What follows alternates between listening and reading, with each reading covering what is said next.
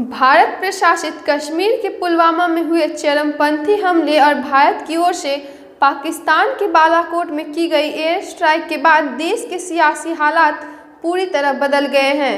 आतंकवाद अब आगामी लोकसभा चुनाव का मुख्य मुद्दा बन गया है और बालाकोट एयर स्ट्राइक के बाद प्रधानमंत्री नरेंद्र मोदी फायदे की स्थिति में दिखने लगे हैं।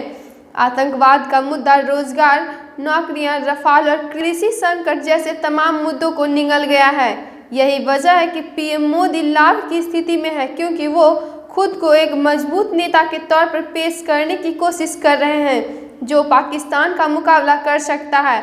और यही वो मसला है जहां विपक्ष लड़खड़ाता नजर आता है। हो सकता है कि अगले कुछ दिनों में भारतीय जनता पार्टी और प्रधानमंत्री नरेंद्र मोदी चुनावी अभियान में इसका पूरा इस्तेमाल करते दिखे। अब इससे उन्हें वोट मिलेगा या नहीं, यह एक अलग सवाल है। सत्ताधारी पार्टी को युद्ध जैसे हालात में आमतौर पर फायदा ही होता है, क्योंकि देश में लोगों की भावनाएं उफान मार रही होती है।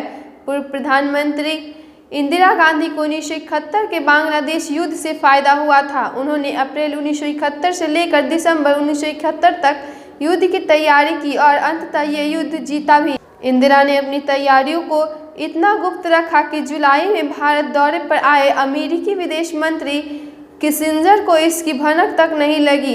इस वजह से तत्कालीन अमेरिकी राष्ट्रपति रिचर्ड निक्सन इंदिरा गांधी से इतने नाराज हुए कि उन्होंने उन्हें अविच एंड अविच तक कर डाला। एनडीए की अगुवाई में प्रधानमंत्री बनने वाले अटल बिहारी वाजपेयी को भी कारगिल युद्ध के दौरान पूरे देश का समर्थन मिला। हालांकि इसके बाद बीजेपी चुनाव तो जीती, लेकिन उनकी सीटों में इजाफा नहीं हुआ। हालात तब सुधरे जब तत्कालीन अमेरिकी राष्ट्रपति बिल क्लिंटन ने परमाणु शक्ति से संपन्न दोनों पड़ोसी देशों के बीच युद्ध करवाने के लिए दखल दिया।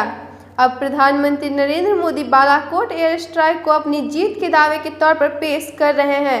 हालांकि सच्चाई ये है कि भारत और पाकिस्तान के बीच तनाव तब कम हुआ जब अमेरिका और बाकी पश्चिमी देशों ने अपने हस्तक्षेप किए।